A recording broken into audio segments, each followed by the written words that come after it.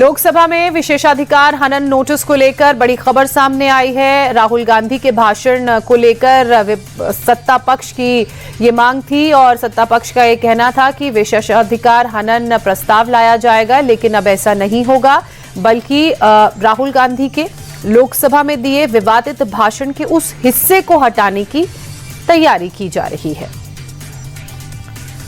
Lok Sabha speaker के chamber में विपक्ष के हंगामे पर बवाल बढ़ता जा रहा है। संसदीय कार्य मंत्री किरण रिजिजू ने हंगामे का एक और वीडियो जारी कर कहा, ये वीडियो कांग्रेस सांसदों ने गैर कानूनी तरीके से रिकॉर्ड किया। रिजिजू ने आरोप लगाया कि स्पीकर के चेंबर में 20 से 25 कांग्रेस सांसद घुस आए, स्पीकर को अपशब्द कहे। रिजिजू ने यह भी दावा किया कि पीएम को भी धमकी दी गई। स्पीकर के चेंबर में हंगामे को लेकर सरकार हमलावर है। संसदीय कार्य मंत्री ने दावा किया कि स्पीकर को कांग्रेस सांसदों ने गाली दी, लेकिन प्रियंका गांधी इन आरोपों को सिरे से खारिज कर रही हैं। प्रियंका का कहना है कि हमने किसी को गाली नहीं दी।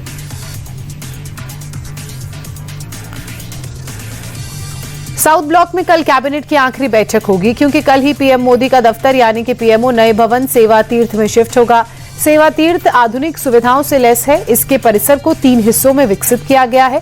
सेवा तीर्थ 1 में प्रधानमंत्री कार्यालय का मुख्यालय होगा। सेवा तीर्थ 2 में कैबिनेट सचिवालय कार्य करेगा। सेवा तीर्थ 3 में एनएसए और राष्ट्रीय सुरक्षा परिषद सचिवालय होगा। इसके साथ ही साउथ और नॉर्थ ब्लॉक को संग्रहालय के रूप में परिवर्तित किया जाएगा। पूर्व army chief general MM Naravane की किताब पर विवाद थमने का नाम नहीं ले रहा है। इस मामले में अब दिल्ली सेल की स्पेशल टीम ने पेंगुइन इंडिया से पूछताछ की है। स्पेशल सेल ने पेंगुइन इंडिया की टीम को 15 अहम सवाल पूछे। जानकारी के मुताबिक पेंगुइन इंडिया ने कुछ सवालों के जवाब दिए और बाकी सवालों के जवाब देने के लिए कुछ वक्त मांगा। दिवंगत पंजाबी सिंगर सिद्धू मूसेवाला के माता पिता बुधवार को मनसा एसएसपी ऑफिस के बाहर फर्श पर धरने पर बैठ गए। उनकी शिकायत उनके दिवंगत बेटे के रिलीज किए गए गानों के बकाया रॉयल्टी भुगतान को लेकर है। उन्होंने कहा कि वन डिजिटल कंपनी और उसके मैनेजर बंटी बैंस के खिलाफ कार्रवाई की मांग कर रहे हैं, लेकिन उनकी सुनवाई हो नहीं रही है। सिद्धू मूसेवाला के नाम से मशहूर शुभदीप सिंह सिद्धू की 29 मई 2022 को मनसा में गोली मारकर हत्या कर दी गई थी। क्लास 12 की कॉपी चेकिंग और मार्किंग को लेकर सीबीएसई ने एक बड़ा फैसला लिया है। सीबीएसई ने क्लास 12 के लिए एक बार फिर ऑन स्क्रीन मार्किंग यानी कि ओएसएम शुरू करने का फैसला किया है। इसका सीधा मतलब यह है कि सीबीएसई बोर्ड 12वीं कक्षा के छात्रों की कॉपियां अब डिजिटली चेक करेगा। ऑन स्क्रीन मार्किंग फिर शुरू करने का मकसद असेसमेंट प्रोसेस में एफिशिएंसी, ट्रांसपेरेंसी और एक्यूरेसी को बढ़ाना है। उज्जैन में मुख्यमंत्री डॉक्टर मोहन यादव ने सिंहस्थ की तैयारियों को लेकर समीक्षा बैठक की। सीएम ने कहा, सिंहस्थ महापर्व का आयोजन विश्व के लिए अद्वितीय है, श्रद्धालुओं को हर सुविधा दी जाए। अधिकारियों को चेताते हुए सीएम ने कहा कि अगर किसी अधिकारी को लगता है कि वे काम नहीं कर पा रहे हैं तो वो अपने सीनियर अधिकारियों को बता दें, जिससे बेहतर काम करने वाले अधिकारियों को नियुक्त किया जा सके। पटना सिटी के चौक थाना क्षेत्र में दिन दहाड़े हत्या की ऐसी वारदात घटी कि हर कोई हैरान रह गया। उसकी सीसीटीवी फुटेज सामने आई है। दिल दहला देने वाली इस घटना में शख्स पर दूसरा शख्स अचानक चापर से गले पर वार कर देता है। तब तक लगातार 6-7 वार करता है जब तक उसकी मौत नहीं हो जाती। इसके बाद हत्यारा हाथ में चापर लिए पैदल ही निकल जाता है। वारदात के समय वहां मौजूद लोग इसका विरोध भी नहीं कर सके। मृतक मोहम्मद रईस पेशे से दर्जी का काम करता था। पुलिस ने बताया कि मामा की हत्या करने वाले भांजे को गिरफ्तार कर लिया गया है। कानपुर लंबोर्गिनी मामले में पुलिस को बड़ी सफलता हाथ लगी है। आरोपी शिवम मिश्रा, जो 4 दिन से फरार चल रहा था, उसे उसके घर से गिरफ्तार कर लिया गया। कुछ दिनों पहले कानपुर में शिवम मिश्रा ने अपनी लंबोर्गिनी से कई लोगों को टक्कर मारी थी, उन्हें कुचला था। शिवम को बचाने के लिए परिवार ने अपने ड्राइवर को ढाल बनाकर कोर्ट में पेश किया, लेकिन पुलिस के बयान के आधार पर कोर्ट ने ड्राइवर की सरेंडर की पेशकश को ठुकरा दिया। इसके कुछ ही घंटे बाद शिवम की गिरफ्तारी भी हो गई। कानपुर लंबोर्गिनी मामले का आरोपी शिवम मिश्रा गिरफ्तार हो चुका है, लेकिन गिरफ्तारी से पहले रईसजादे को बचाने की हर मुमकिन कोशिश की गई। हादसे के तुरंत बाद एक वीडियो भी सामने आया। इस वीडियो में शिवम मिश्रा के बाउंसर्स लंबोर्गिनी की नंबर प्लेट हटाते नजर आए। नंबर प्लेट इसलिए हटाई गई ताकि गाड़ी की पहचान न हो पाए और शिवम मिश्रा कानूनी कार्रवाई से बच जाए। यूपी में अवैध कब्जे के खिलाफ प्रशासन का एक्शन लगातार जारी है। संभल में एक बार फिर से अवैध मदरसे पर बुलडोजर चला। दारुल उलूम मदरसे को जमींदोज कर दिया गया। बुलडोजर कार्रवाई के दौरान कोई भी हरकत ना हो, इसके लिए भारी संख्या में पुलिस फोर्स की तैनाती आसपास रही।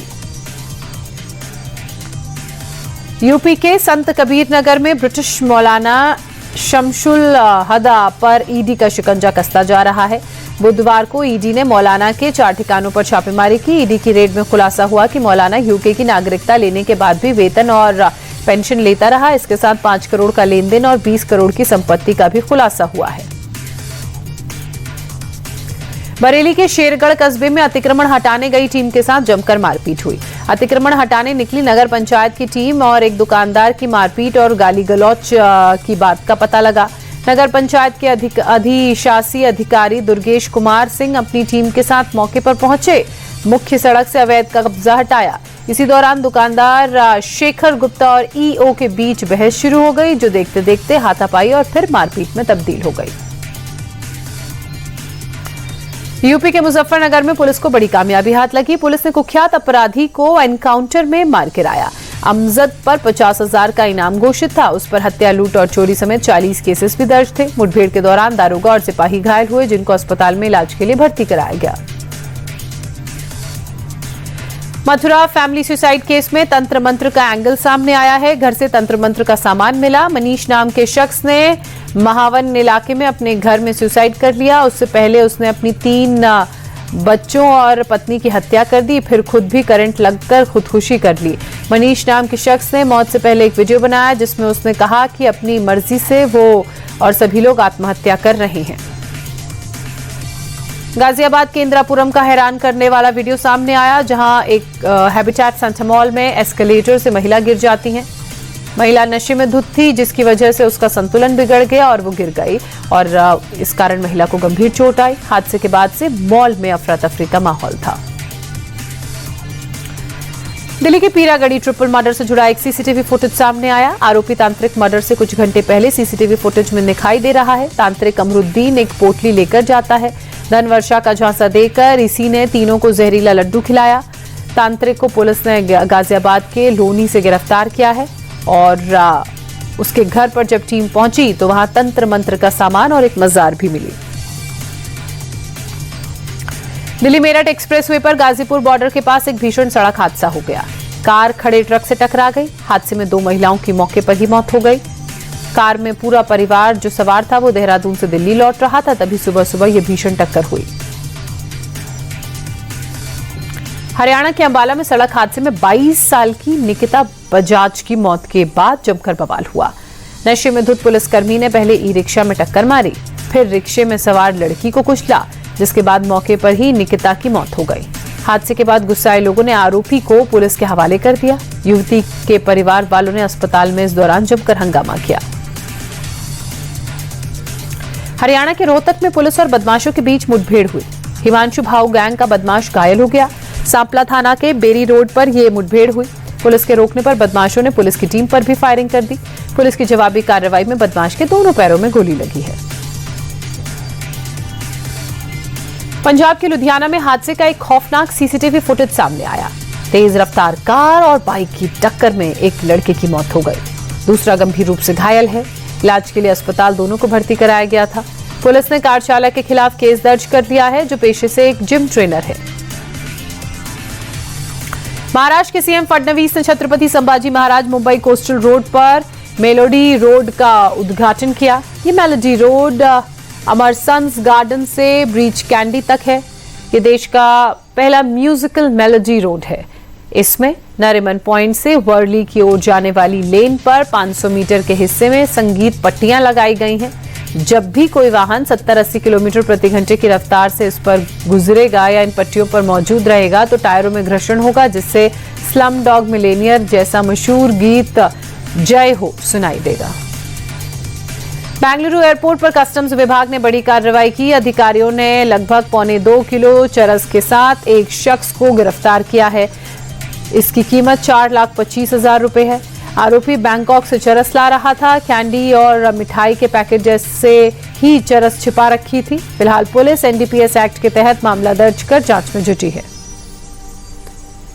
भोपाल में पुलिस ने बड़े स्तर पर कॉम्बिंग गश्त करते हुए ईरानी डेरे पर ताबड़तोड़ कार्रवाई की। 400 पुलिसकर्मियों की टीम ने रात 2 बजे दबिश दी। कार्रवाई में 31 पुरुष, 8 महिला साथियों सहित 39 लोगों को गिरफ्तार किया गया।